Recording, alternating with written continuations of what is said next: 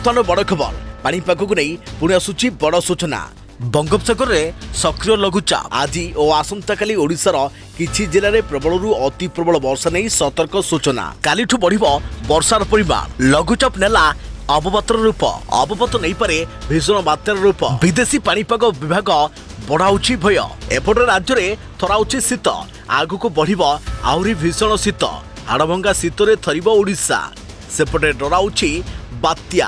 दक्षिण ओडिशा रे भीषण वर्षा नहीं सतर्क सूचना। तेबे एही भिडियोटी आपनमानकु भयभीत कि आतंकित करिया पई नुहे केवल सतर्क करिया पई। हेलो फ्रेंड्स मु शक्ति आपन देखुचंती आजिर ताजा खबर। तेबे याकु नै संपूर्ण डिटेल्स इन्फॉर्मेशन जानिबा केउ जिला को विपद रही केउ जिले में प्रबल वर्षार संभावना रही सबकिछ डिटेल्स इन्फॉर्मेशन पई वीडियो को शेष पर्यंत देखंतु।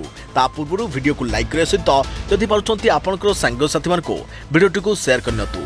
जदि आपण माने हमर ए चैनल ले नुआ ही वीडियो देखचंती पूर्व सब्सक्राइब करनाती तेबे निहाती हमर चैनल को सब्सक्राइब करे सहित पाखरे आस्तुवा बेल आइकन को बजाय रखतांतु। तेबे दक्षिण पश्चिम और संलग्न दक्षिण पूर्व बंगोपसागर रे सक्रिय रही अववाद। आगामी 2 ରୁ 3 दिन जाए डिप्रेशन तीव्रतार सक्रिय रहिबो।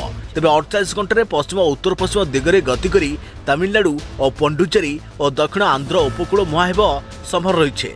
प्रभाव में आंध्र प्रदेश तमिलनाडु और पुडुचेरी रे प्रबल वर्षा हेबो। एसबु राज्यर किछि स्थान रे आसंता 4 दिन पर्यंत लागि रहिबो भीषण वर्षा। सप्ताह मध्य भागरे वर्षा कर्णाटक एवं केरल जाए पहुंचवा संभावना थिबा भारतीय पाणीपाग विभाग पक्षर सूचना दी जाइए।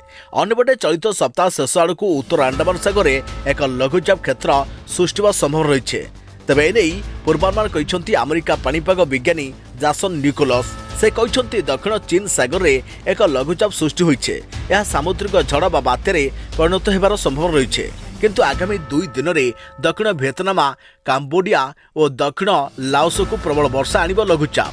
सप्ताह शेष आड़ को यह अंडमान सागर में पहुंची पारे किंतु समुद्र पर यार शक्तिशाली होबार संभावना नथिबा कहते जासन निकोलस। एपटे अवपातर सीधासलख प्रभाव ओडिशा पर न पड़े भी प्रबल वर्षा लगी रहिबो।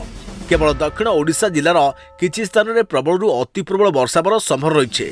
तेबे आज राज्य में वर्षा हेबाकु थिबा बेले आसंता काली ठारू भीषण वर्षार परिणत हेबो। वर्षा बढ़िबो। तेबे विशेषकर दक्षिण ओडिशार किछि जिले में प्रबल अति प्रबल वर्षा होई पारे। गंजाम गजपति रायगड़ा मालकानगिरी और कोरापुट जिलार किछि स्थान में प्रबल वर्षा हेबो। आसंता काली गजपति रायगड़ा मालकानगिरी कोरापुट और नवरंगपुर जिलार किछि स्थान में भीषण वर्षा होबार संभव रही।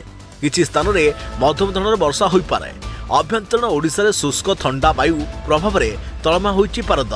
रातिर तापमात्रा स्वाभाविक ठारू 2 ରୁ 3 डिग्री सेल्सियस कम रहिबो।